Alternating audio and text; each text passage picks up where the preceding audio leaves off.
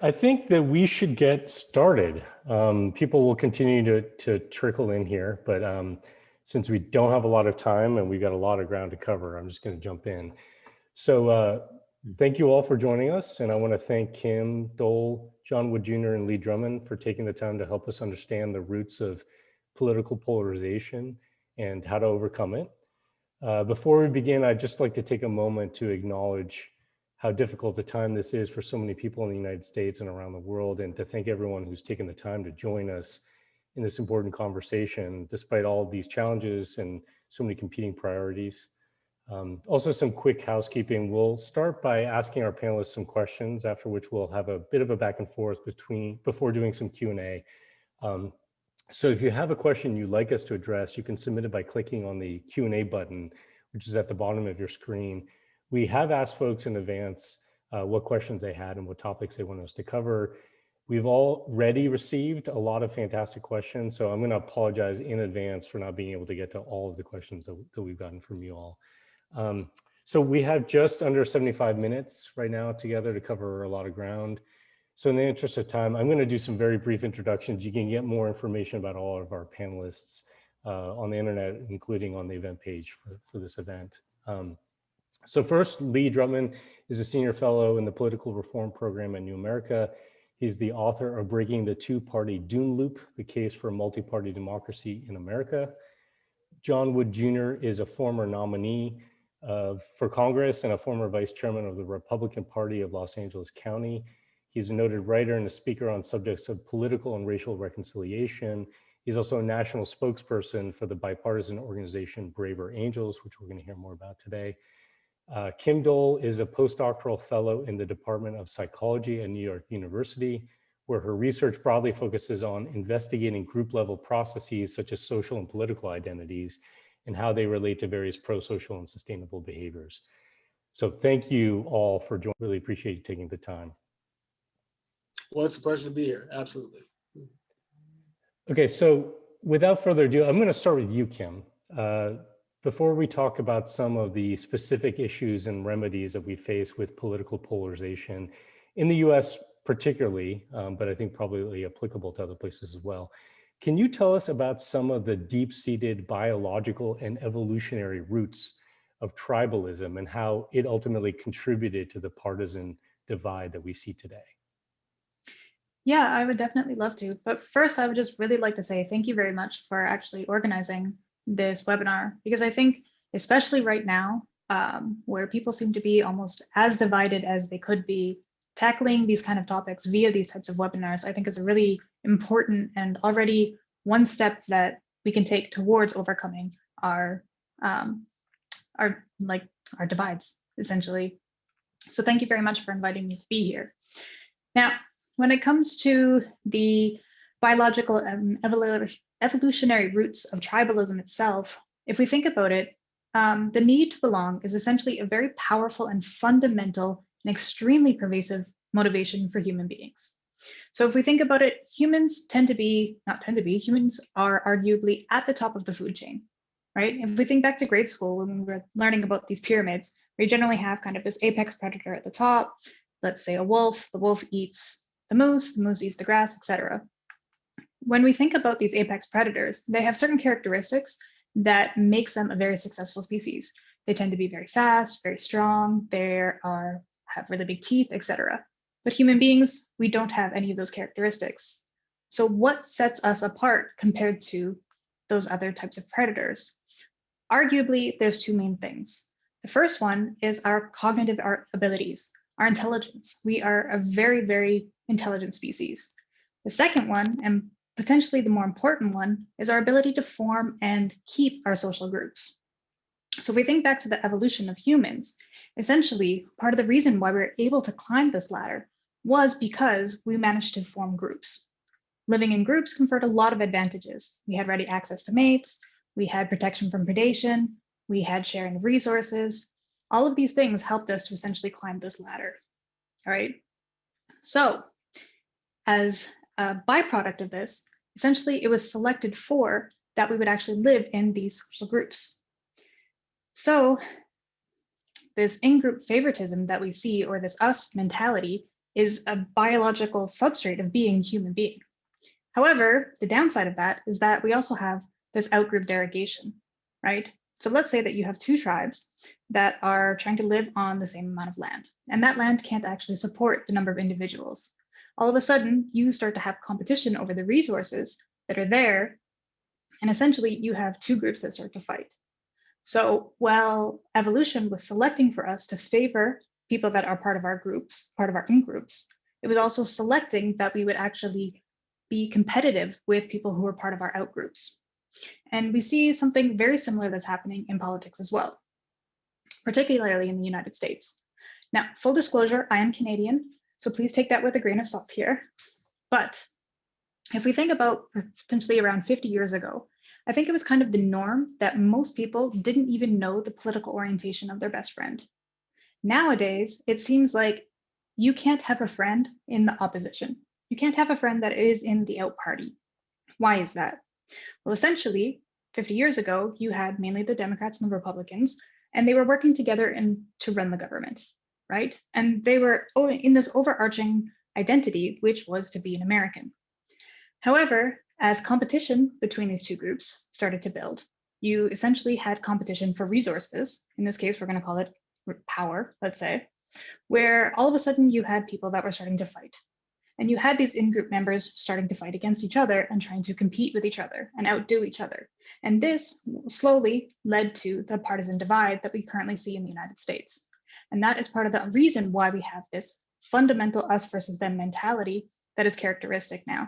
So much so that it's almost competing with the overarching American identity. I am a Republican, I'm a Democrat. These two groups are quite separate from each other. Thanks for that. So Lee, I want to turn it to you. Even if tribalism is an inherent tendency, it is manifesting in a particular way because some of the structural realities that sort of underlie the politics that we have in our country. And obviously it's different in different countries. So I think it's useful maybe to look specifically at the United States. Can you share a little bit about these key political, social, and economic drivers as you see them? Sure. And let me just build on Kim's point here, because I think it's an incredibly important point to start with the basic hardwiring of our psychology and then think about how that interacts with our political environment. So this is an incredibly important point that when you break people up into two separate groups and put them in competition with each other, you very quickly get derogation of the out group. And this is something that's been replicated in numerous psychological experiments. Some of the folks may be familiar with the work of Henri Tajfel, who did some of the first of what people call minimal group paradigm experiments, and replicated this finding over and over again, that when you put people into two competing groups, they very quickly say, based on totally arbitrary differences, they very quickly develop out-group hatred. However, one of the fascinating things about this experiment is that it really falls apart when there are more than two groups. It's really a function of binary competition, and there does seem to be something in our brains that is hardwired for kind of us versus them, good versus evil, black and white. We tend to have this sort of very simplistic Manichaean view of the world as our default. Now, obviously, in politics, this can be incredibly dangerous, particularly when those divides are zero-sum and over the identity of the nation, who we are as a nation. This work on minimal group psychology, also developed alongside another work in political science looking at what creates political stability. And the answer to that is something that political scientists call cross-cutting, and political sociologists as well, call cross-cutting cleavages, or cross-cutting coalitions, which is the idea that, if you have, we all have identities. We all have different identities: religion, race, education, geography, culture, right? And the idea is that if these different identities point us in different directions politically and give us overlap with different communities, we're likely to not see folks in other parties as enemies, but potential allies. We have some commonalities. We build relationships based on commonalities. But what's happened in the U.S. over the last several decades is something that political scientists call sorting, which sounds more benign than it is. Because what it's meant is basically the stacking of a bunch of political identities on top of each other. So if I know that you're a Democrat, I know a lot about you, and I know, I can guess almost certainly where you live. I can probably guess, that you're probably, if you're white, you're more highly educated. I can guess that you're probably more secular. I mean, these are not 100% true, but there's a lot of information that gets encoded in knowing that somebody's a Democrat or a Republican. And moreover, people, as the parties have sorted by geography and culture and identity, the sense of the other party just being very different has increased, so that there's just more of a sense that the other party is fundamentally the out party. So this is broadly a function of the way in which our two parties have sorted as American politics is fundamentally nationalized. Now, talk about American politics in the past as being this messy overlap of Democratic and Republican coalitions, that within Democrats there were liberals and conservatives, within Republicans there were liberals and conservatives. Arguably, there was something much more like a four-party system, or maybe even a 50-party system, with each state having its own party. And that created tremendous opportunities for overlap, coalition building. There was a lot of parochial politics, a lot of log rolling. And so it didn't, there wasn't at an aggregate level, there wasn't a ton of difference between what Democrats and what Republicans stood for. And you could be a liberal Democrat or a liberal Republican. You could be a conservative Democrat or a conservative Republican. And so there wasn't this high stakes sense of that it really mattered all that much which party controlled power in Washington. And what's happened is, as the parties have separated, as more and more identities have stacked upon each other, we've lost the cross-cutting cleavages and the cross-cutting coalitions that allowed for us to see the humanity in people of different parties, and to view them as enemies. And I mean, it's important to say this as a partisan story, because it's not like there's been, we're in a moment in which we're having a lot of conversations about the role of race in our society and what counts as social justice. And these are not new conversations, and they've been happening and on and off for a long part of our history. What's new about this moment is the extent to which they are escalating existing partisan conflict. In the 1960s, we had lots of conversations about civil rights, but there were pro-civil rights folks in both parties, so there wasn't this high stakes sense of who controls the government. Now the civil rights conversation is layered on partisan competition, and that is really creating a dangerous and toxic brew, which is fundamentally undermining the foundation of democracy, which is that elections are free and fair, and it's okay to lose an election, because democracy is a system in which parties lose elections. So you're talking, what I'm hearing is that there's something about the two-party, us versus them, kind of simplistic sort of binary that feeds tribalism. Yes. And then there's also there's been changes in the sense that it's become much more fixed in terms of people's identity, like it's sort of all or nothing. Are there sort of, and I know we don't have a lot of time to get into this, but I'm just trying to think about some of the structural things that maybe have driven that. I mean, is it that it's difficult for there to be multi-parties? Is it that there's something that's been happening in terms of just the process of politics or how governance works that has shifted or is feeding into this? Well, yeah, I mean, there's two things there, both of which are important.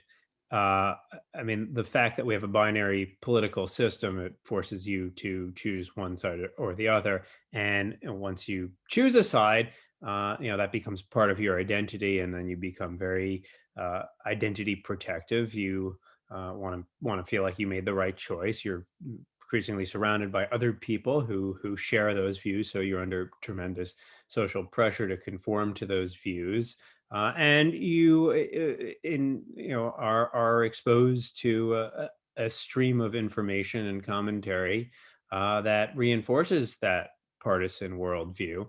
And the conflict of elections, which is extended in highly negative, reinforces a sense that the other party is a threat. And also, there's something about the two-party system that allows parties to very effectively cast the other party as extreme and benefit from being the lesser of two evils. There is no lesser of three evils in politics. There's only the lesser of two evils. Moreover, because the parties remain somewhat heterogeneous coalitions, even though they are fully sorted, the unifying force, and this is an aspect of our tribal psychology, is to unite against a common enemy. So for Republicans, whatever disagreements they may have among themselves, the common enemy is the Democrats. For Democrats, whatever disagreement they may have amongst themselves, the common enemy is the Republicans. Now, in a multi-party, multi-candidate election, it's less clear who you should attack, and negativity can backfire. And as a result, in multi-candidate, multi-party campaigns, parties and candidates have to stand a lot more for positive visions, what distinguishes them, not winning by default. Now, is there, so that, I think, I mean, it's not to say that multi-party systems are perfect, but if you look at the comparative scholarship on affective polarization, which is out-party hatred, you see that the highest levels of out-party hatred are in majoritarian-oriented systems like ours. The US is the purest two-party systems, but other systems that are more majoritarian are the UK, Canada, now that I have a real Canadian on the panel, I don't want to overstep my knowledge of Canadian politics. France is a bit more majoritarian, whereas the more proportional democracies just have less out-party hatred. I mean, the other thing is the mismatch between our electoral institutions and our governing institutions. The framers, largely Madison, set up these political institutions that require a large amount of compromise.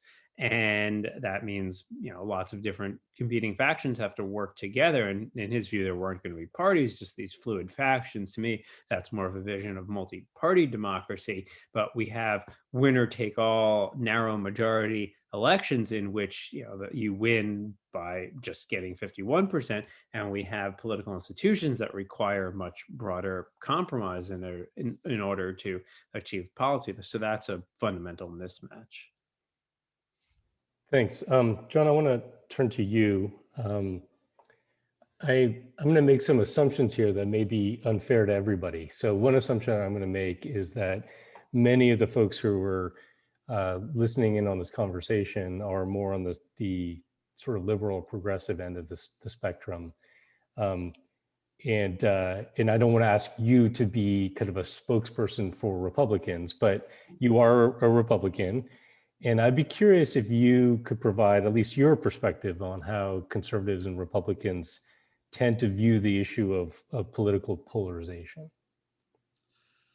Yeah, well, I think that it's probably worth, in some sense, framing the answer to that question in a way that picks up on what I think is sort of the core claim that I perceive in Lee's analysis, which is not so much that it is merely the existence of the binary that leads to polarization metastasizing the way it does, and an effective polarization, perhaps particularly, but the fact that we have this binary in a context where it represents the stacking of core identities on each side of this political division, making it less a merely functional, separation of political entities and more a strong sort of demarcation line between cultural hemispheres and social hemispheres of American life. And so in that context, I think it's important to read the Republican and, broadly speaking, the sort of conservative attitude towards depolarization, and really I would say the narrative of depolarization in American society, as reflective of the fact that there has long been a feeling in conservative America that the mainstream of American society, which is not necessarily to suggest that conservatives consider the mainstream to actually be reflective of the majority of American sentiments, but that the institutional mainstream of American society has tended to want to shut conservative values, moral foundations, sentiments and perspectives out of the sort of center of cultural influence in American life. There's a sense in which the overarching narrative of American social progress has sort of been written in a way that has cast many conservatives as villains. So what do I mean by that? Well, I can break it down a few different ways. On the religious and secular front, there's certainly a clear way in which the mainstream institutional language of American society has become more and more secular since about the founding of the country. This has been historically a religious nation, but the mainstream of institutional discourse has tended towards a framework of secularism for reasons that are understandable and that we could spend a lot of time discussing the pros and cons thereof. But part of the cultural impact of that trajectory has been a sort of alienation that has taken root, certainly among rank and file traditional religious populations in this country. The arc of social progress in terms of expanding the franchise, in terms of allowing for people of color, for women, for the LGBT community to achieve a fuller enfranchisement in American society, has seen, certainly when it comes to race specifically, as being an advancement in American moral and social progress that has had to come at the expense of the cultural and political norms that had been rooted in the South. To be simple about it, America's trajectory towards a more equal society has come at the expense of Southern norms. And we know that geographically speaking, in our current time, certainly, and really since about increasingly since the 1970s and certainly 1980s, the South has been the geographic base of the Republican Party, and therein for the conservative movement. Once you have the ideologies crystallize and become consolidated within the parties. The larger ethnic diversification of the United States, starting in particular in the 1960s, itself, in some respects overlapped and in some respects catalyzed something of the sorting that Lee was referring to. And in that context, we have a situation where new voices are coming to the fore, and American politics, in American institutional life, people from various different communities of color and otherwise, are bringing not just their presence, but their experiences and their views for social justice, social change into the lives of institutions. And part of the narrative that has evolved in that context is a sense that there's a way in which the overarching sort of Anglo and more broadly sort of white and Western European derived sort of cultural foundation of the United States and its institutions has set up American history and the American present so as to be adversarial in some respects to the interests of people of color and other marginalized communities achieving a fuller sort of enfranchisement and equity in American society.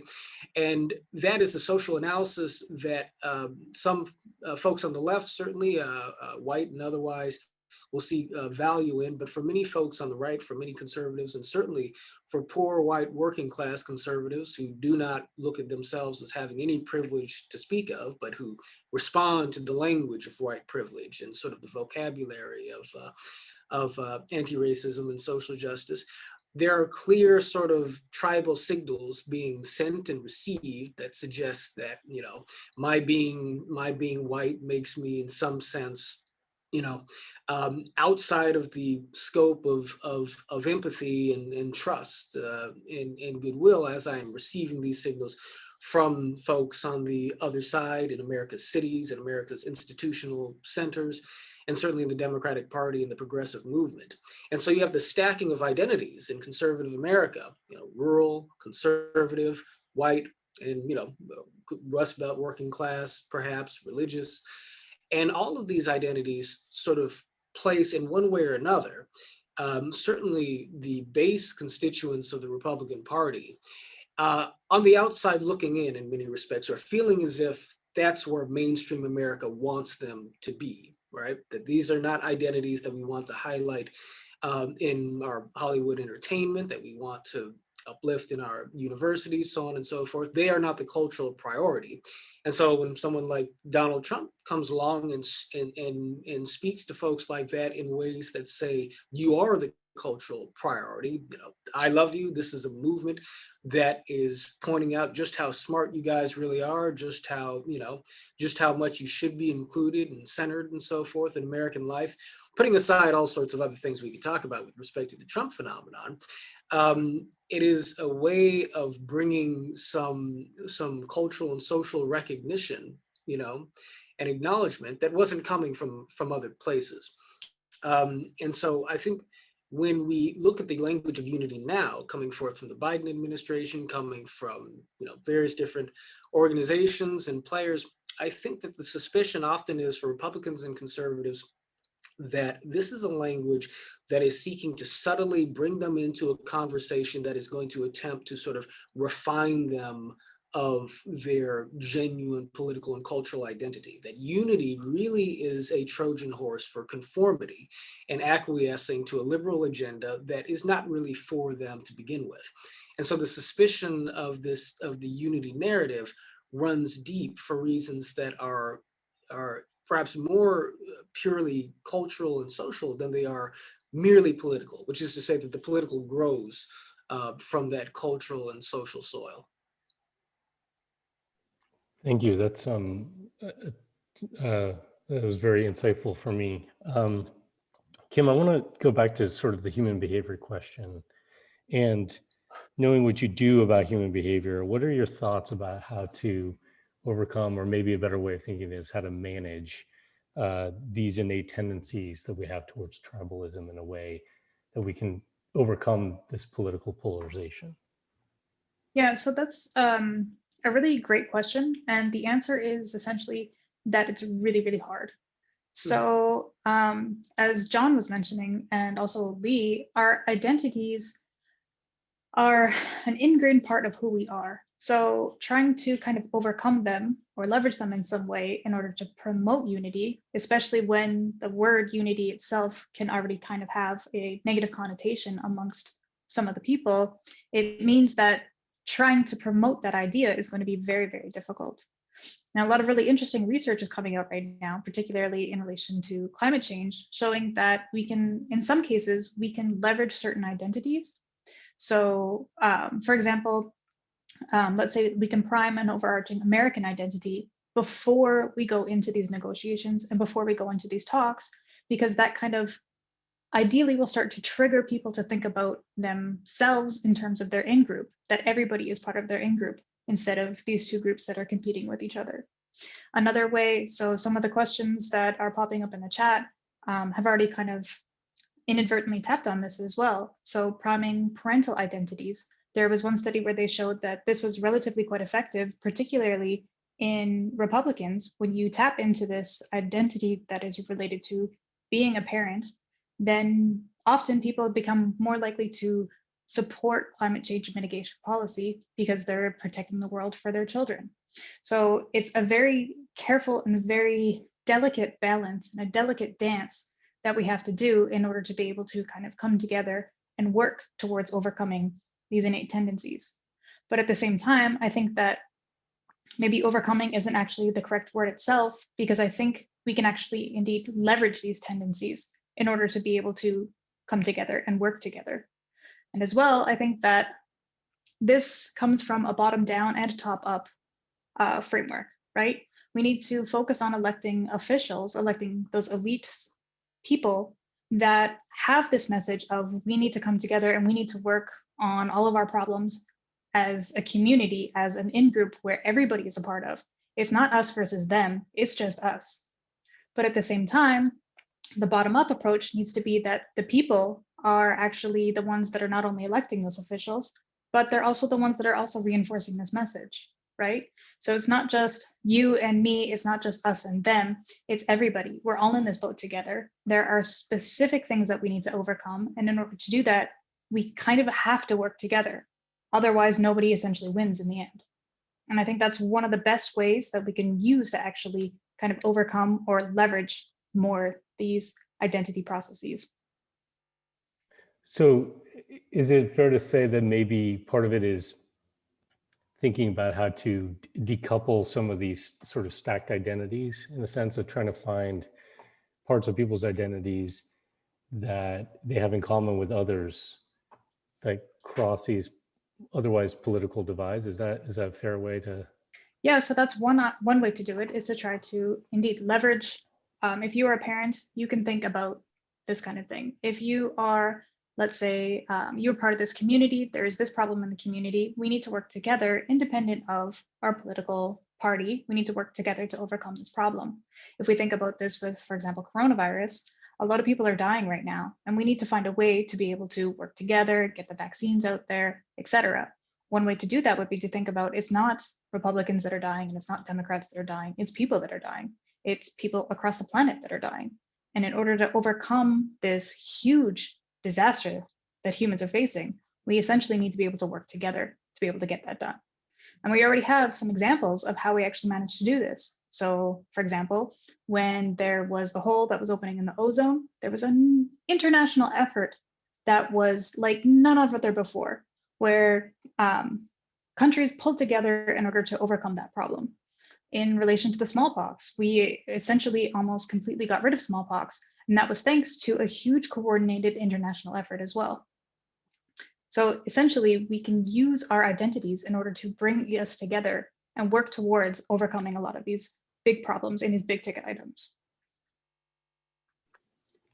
Thanks. Lee, I want to turn it back to you. Just thinking about, again, back to sort of the political electoral structures that feed partisanship and distrust in the government, or the dysfunction of the government. I mean, what would you say are the top priorities for trying to change those structures or realities? Yeah, well, that's a great question, and here I want to build a bit on what John was saying before about the concerns of folks who vote Republican, and the sense that they feel that the powers that be in our society are kind of trying to re-educate them or marginalize them. And I think, a lot of folks in the Democratic coalition likewise feel that Republicans are trying to marginalize them. Now, I'm going to go back to the political philosophy of James Madison here as a somewhat elliptical way of getting to your question. Now, James Madison's first great cause was religious liberty.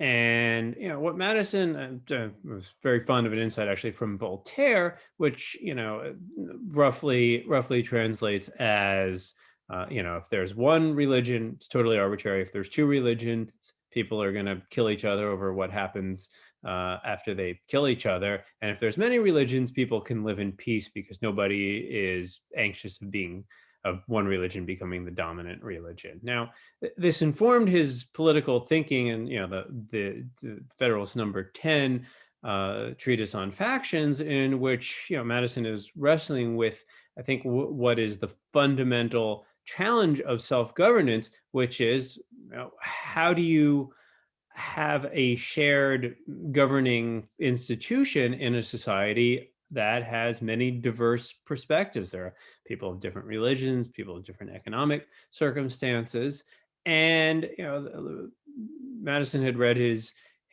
history and knew that a lot of ancient republics and democracies had collapsed into civil war.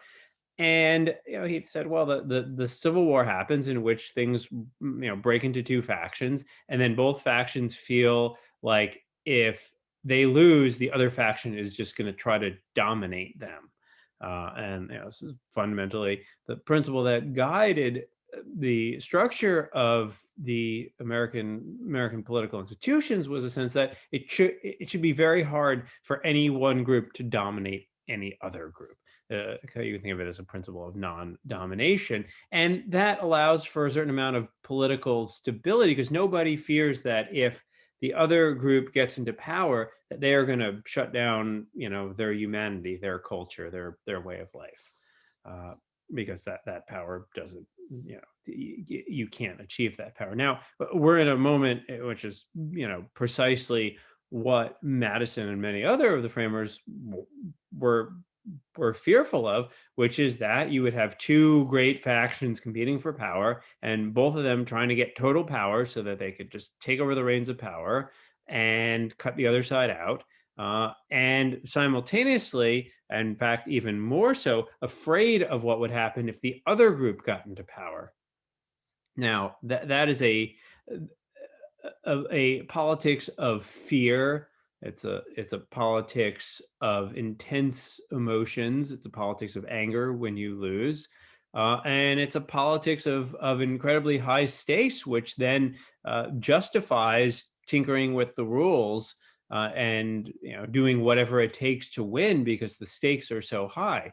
That is a function of our majoritarian political institutions, single winner plurality elections, which really allow for only two parties and reinforce this sense of binary conflict, which then taps all of our us against them psychology.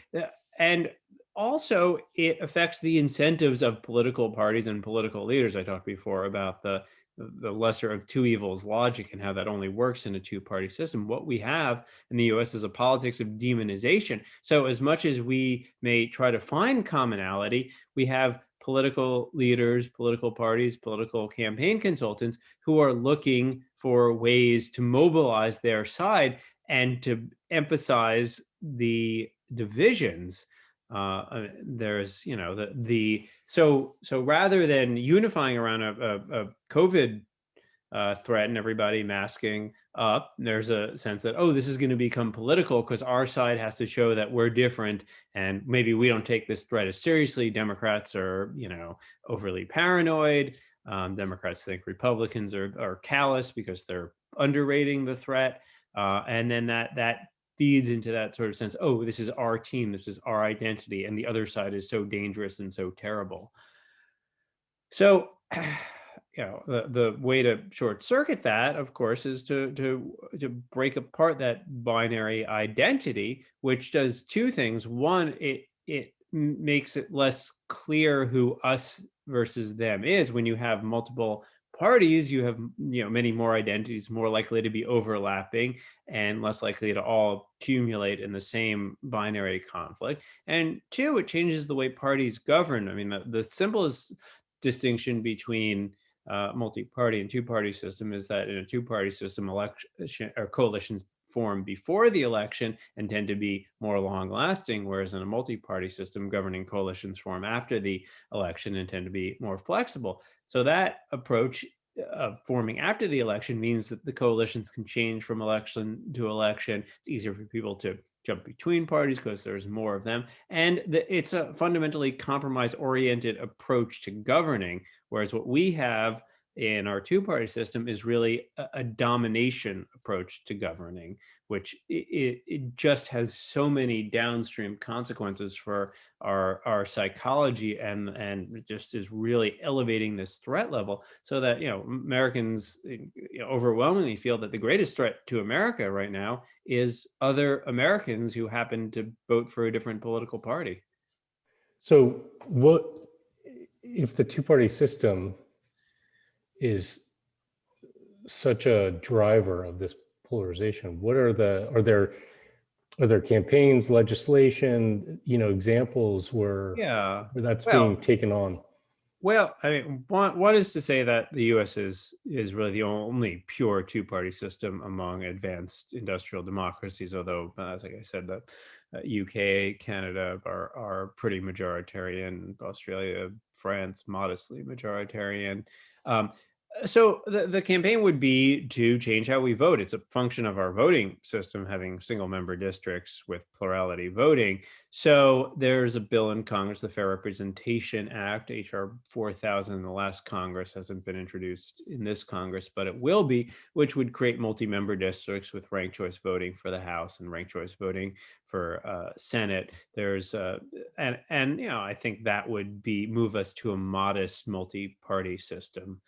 It's not going to, it's not going to be a ton of parties, probably 4 to 6, and that's probably the ideal. I'm not saying that we should turn into Israel with all the parties and the difficulties in forming coalitions. Although I would note that the Netherlands has pretty much the same voting system as Israel, and they seem to be fine. But there are many forms of proportional representation. I think a modest form with 5-member districts will give you some modest proportionality, and what it will do is it will allow different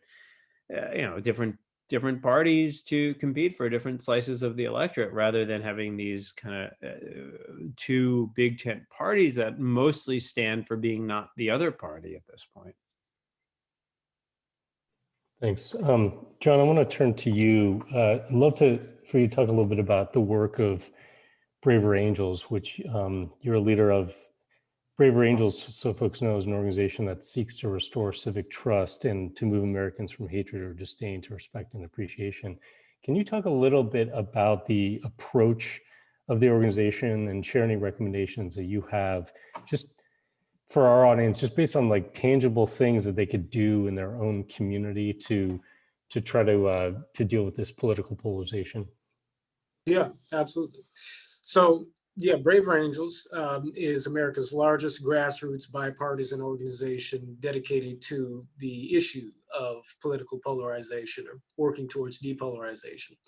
Though when I use the term depolarization, when we use it, we mean something a little bit deeper than just sort of tamping down the direct hostility that exists between Republican A and Democrat B in a given conversation. What we seek to do is ultimately to rebuild, as you said, Asher, the foundation of civic trust in America, which itself, I think, is called forth from a shared ethic, a shared basic value of goodwill that exists between Americans.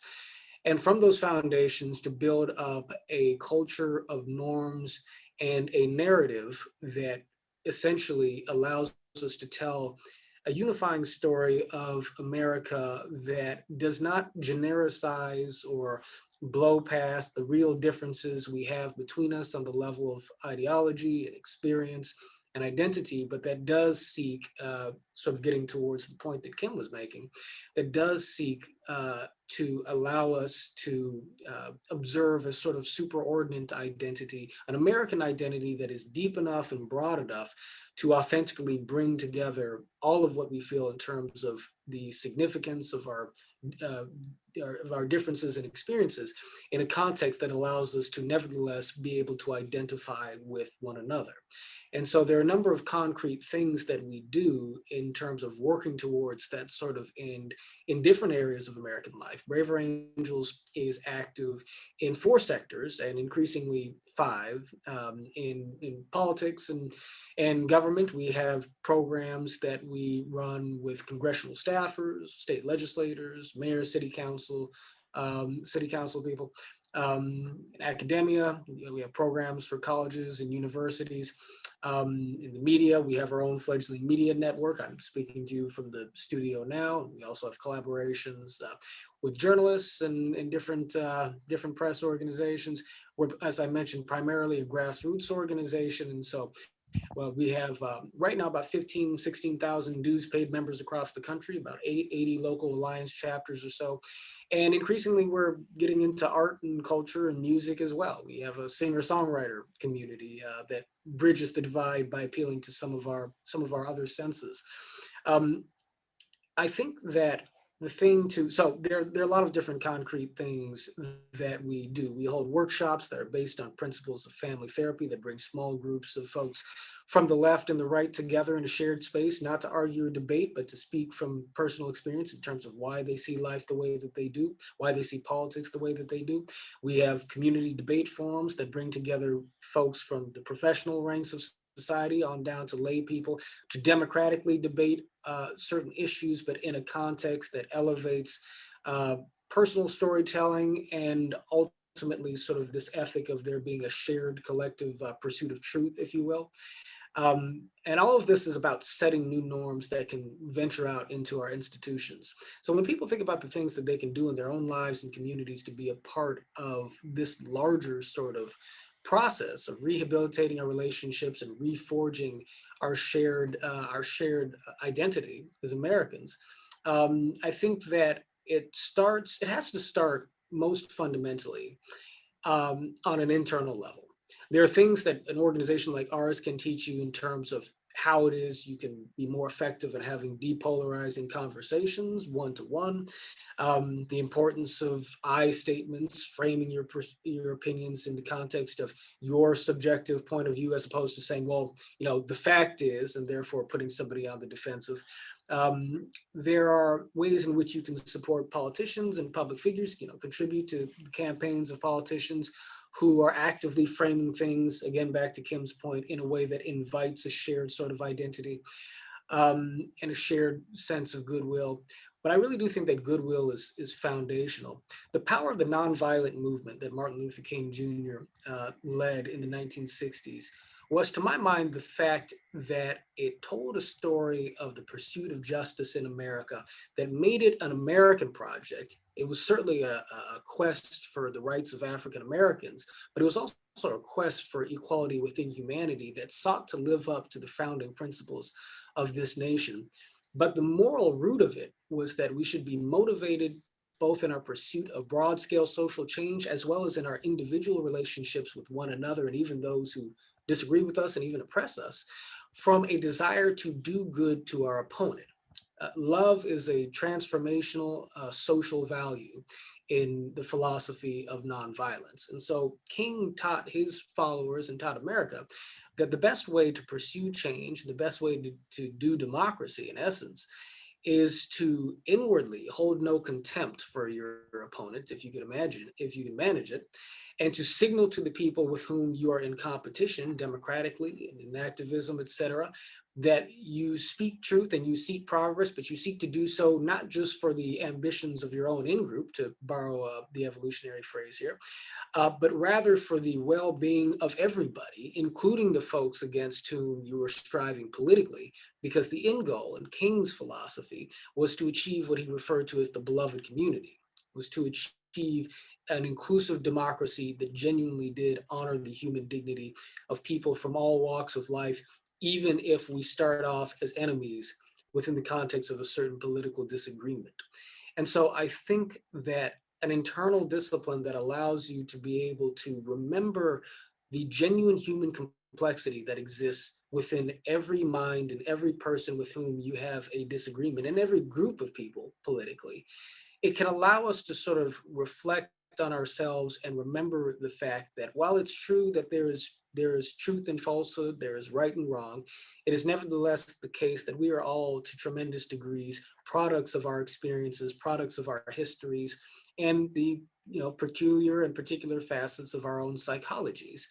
And that the best way to reach people is to speak the truth truly, but to also harbor no personal animus towards them.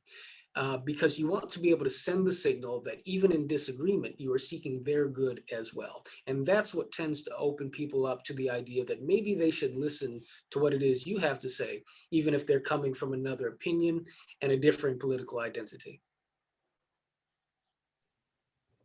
Thanks. That's it reminds me of the courage of the nonviolent civil rights movement in the face of physical violence. To be able to hold on to that is the greatest test of courage I can imagine, really. And just in terms of, again, hoping to help listeners walk away with maybe some practical things to do. One thing I'm hearing from you, John, is focusing on the internal a bit, and I think that there's some work that you're challenging us all to do, to not demonize, others who are different from us and their views are different from us. But, would you suggest that, you mentioned there are 80 local chapters. I mean, is it something that's fairly easy for people to join or to start up, or, other recommendations you have for ways, and especially, I guess, and maybe this is a separate question, but it's a lot of people now live in communities that are actually geographic bubbles as well, so I don't know how you guys have dealt with that situation. Yeah, sure. Well, let me just, take the opportunity to give our organization a plug and say that if this is something you want to engage directly, then yes, please join as a member of Braver Angels. And that will come with opportunities, if you want to take advantage of them, to volunteer in your own local community, to be a part of putting on these workshops and events, potentially in the physical space, also in the online space. And there are all sorts of educational resources and courses that we offer to help make people stronger communicators and to connect you directly with folks, both on your side politically, so to speak, and on the other side, who are ultimately invested in this common American project of rediscovering our civic trust and democratic goodwill. So yeah, all of those things are on the table. You mentioned, Asher, the geographic bubbles within which we reside. One interesting fact about the present moment is that while our need to retreat into our terminals for Zoom conversations as a result of COVID-19 and lockdown has, in certain respects, I think, exacerbated the problem of social isolation, it has also, in the context of our own work in particular, allowed us to be more effective in building bridges between geographical communities or across greater geographical distances by virtue of this medium. I am a communitarian at heart, and I'm a person who feels that the need for us to rediscover sort of local associations and fraternities and the social capital building networks that exist in church and in baseball teams and bowling leagues and religious communities, so on and so forth, is, I'm very much a person who believes that civil society and the invigoration of civil society is a tremendous part of what knits us together in relationships and identities that can transcend our politics, and that also ultimately is necessary for stabilizing our institutions and our democracy.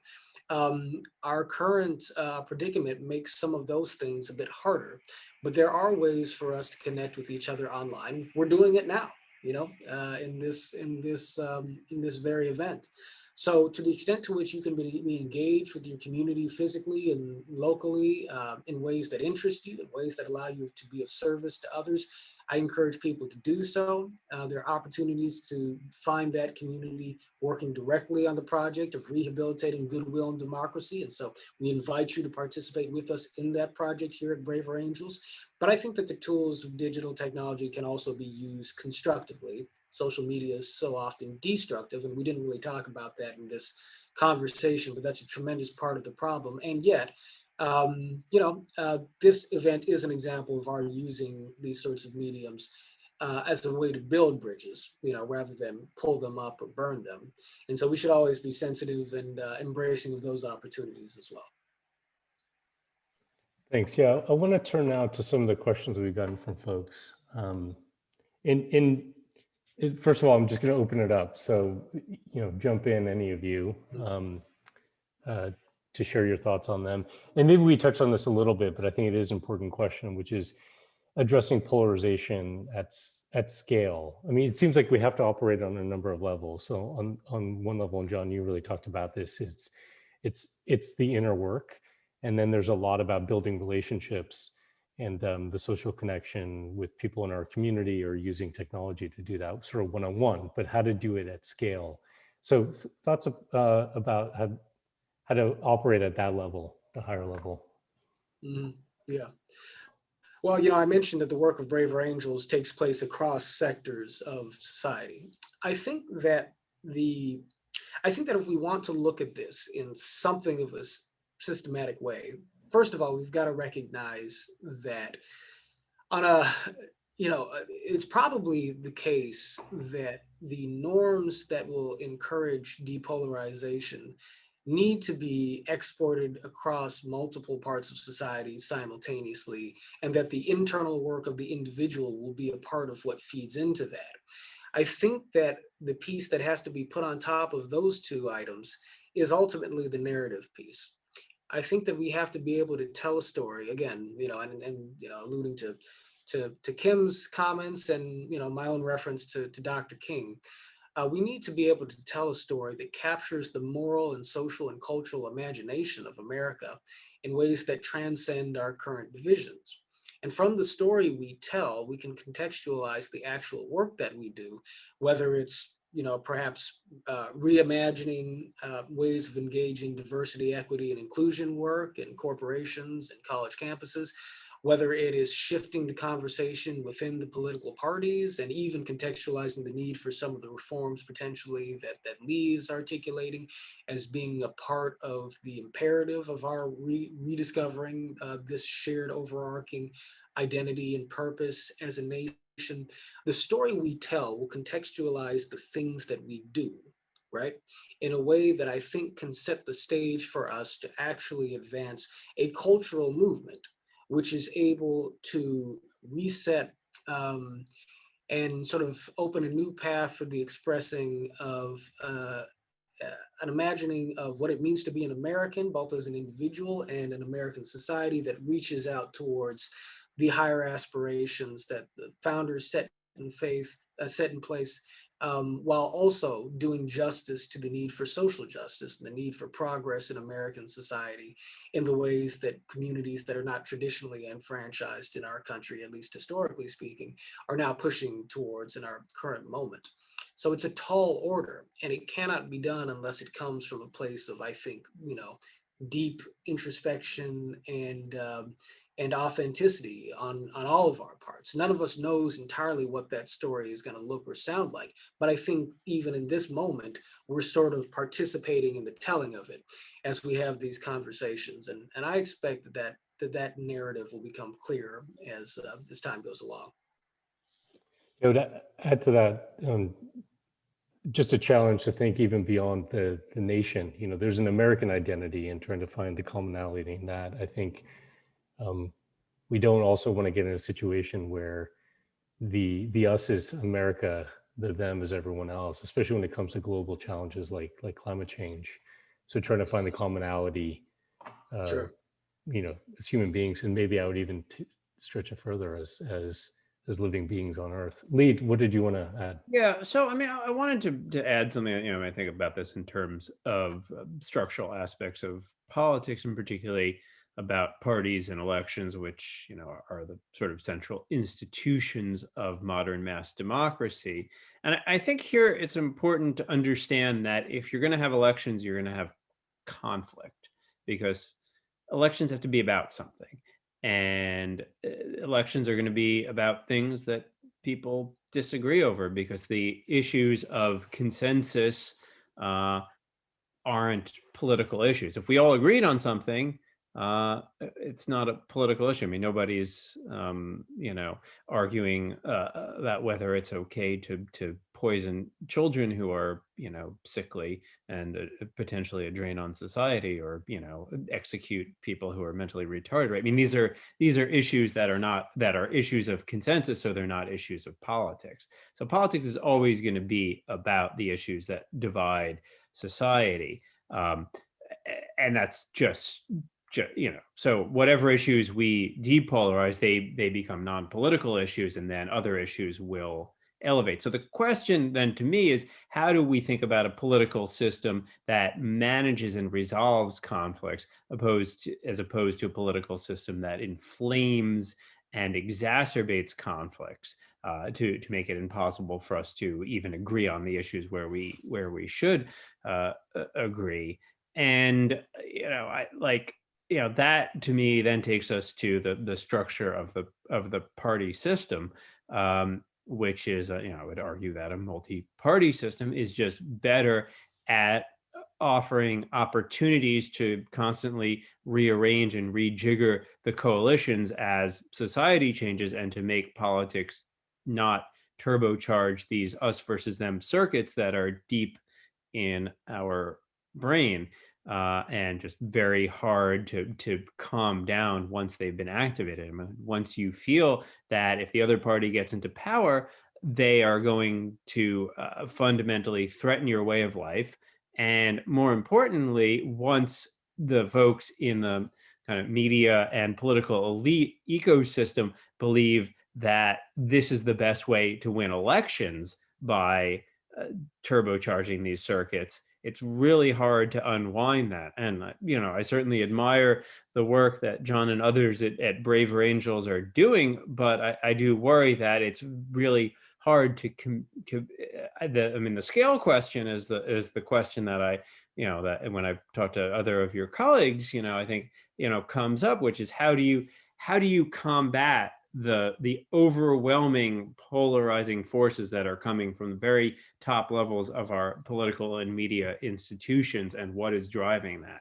And that's where most people are getting their sense of threat, and their sense of partisan hatred.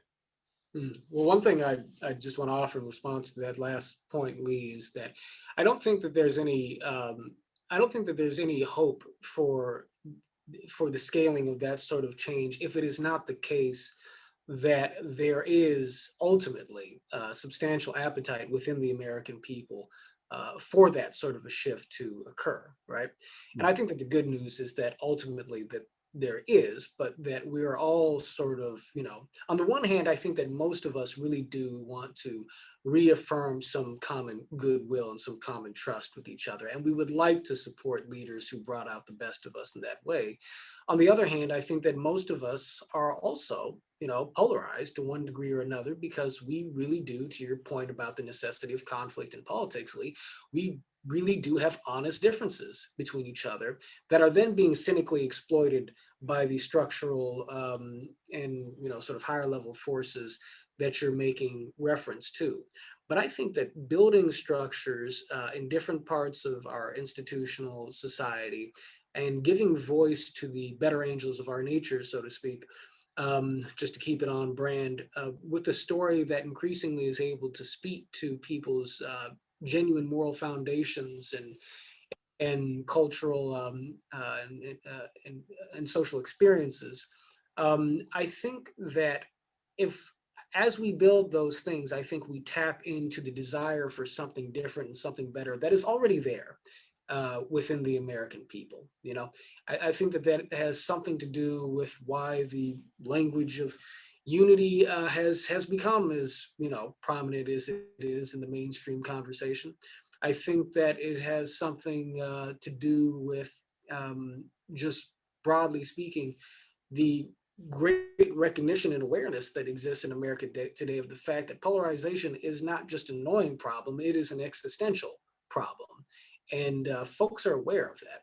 So we have to figure out what the pathways towards moving forward look like. But I think that as we present them institutionally and culturally, I think that the American people will start to respond to that, and the prevailing institutions in American life will have to respond as well.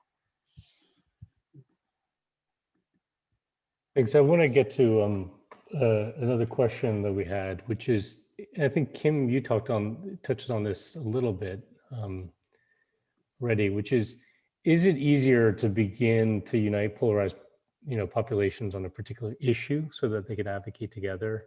It sort of resonates to me with the comment that you made, but maybe you have a different thought on it, Kim, which is just around finding those points of commonality, that does feed that, I don't want to call it tribalism, but that group identity.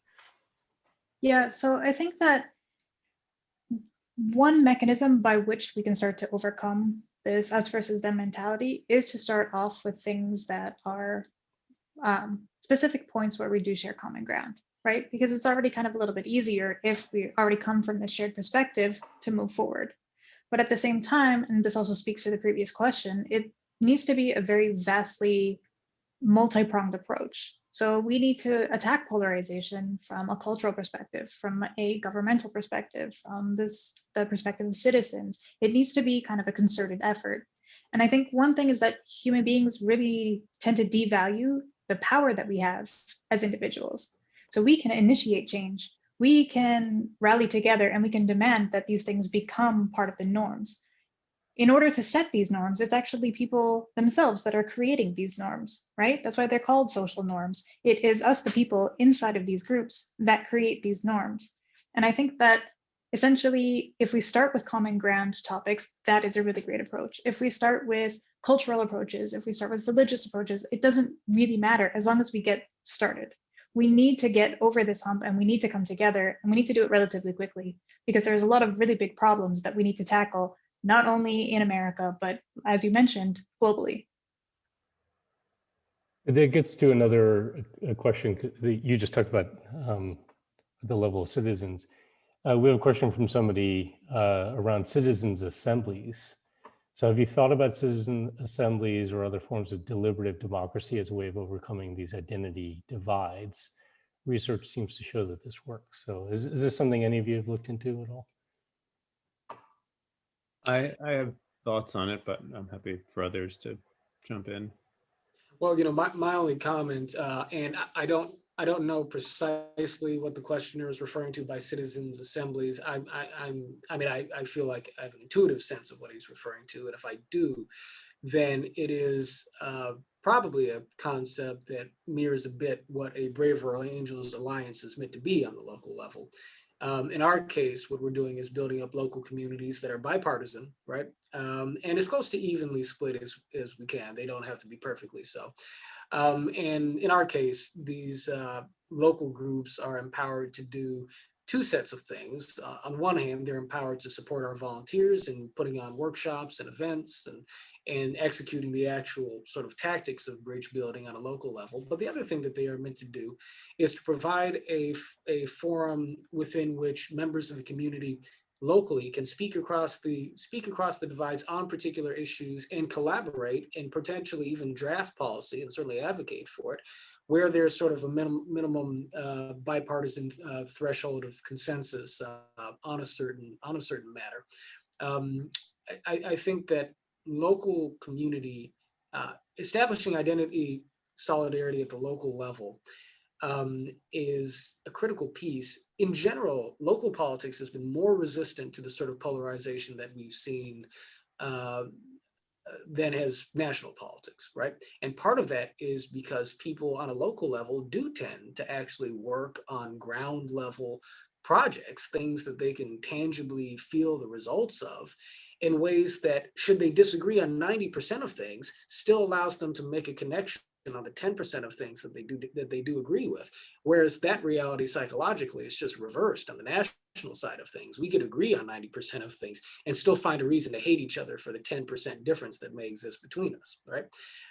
So for all those reasons, I think that local community building and local democratic engagement is a vital piece to this puzzle.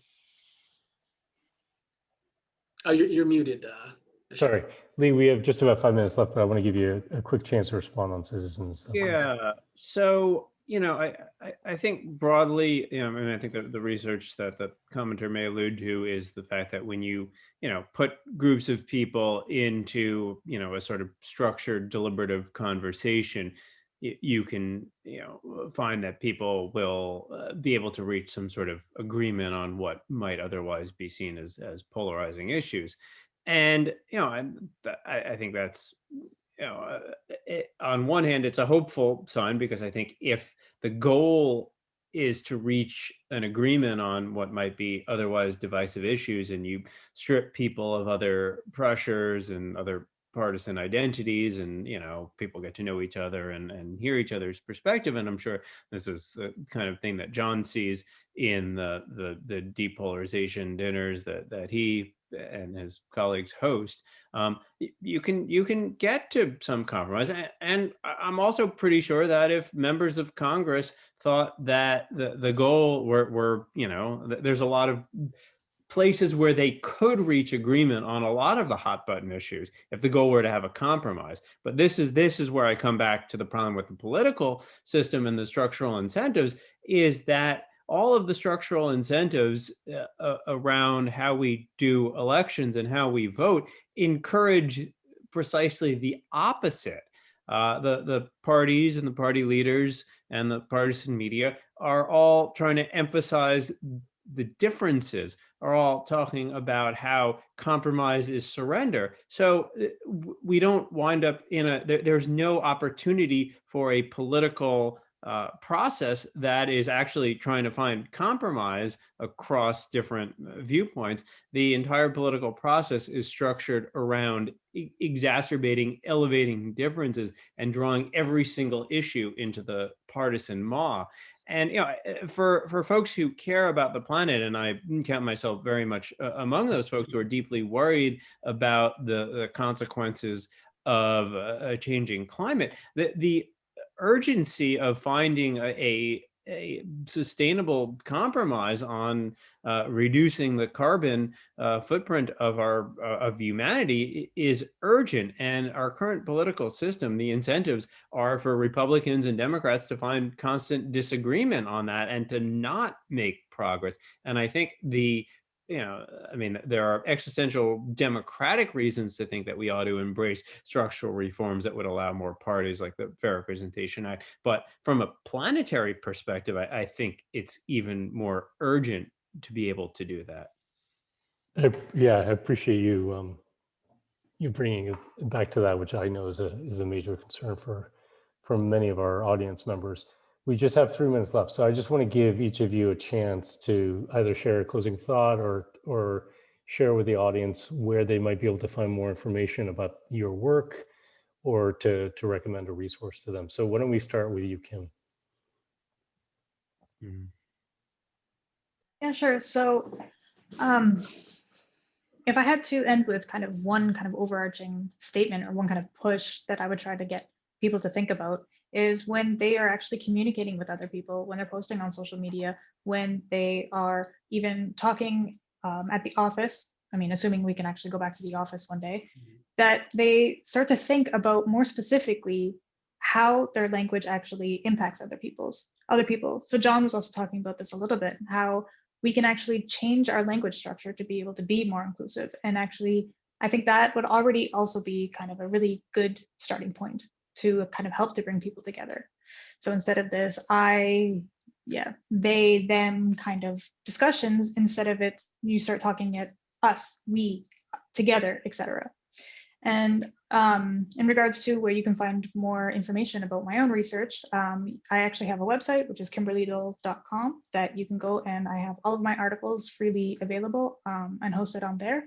Or if you just do a quick Google search, you can actually find all of my articles kind of scattered around everywhere. Or you can go ahead and send me an email, and I would be very happy to send them out.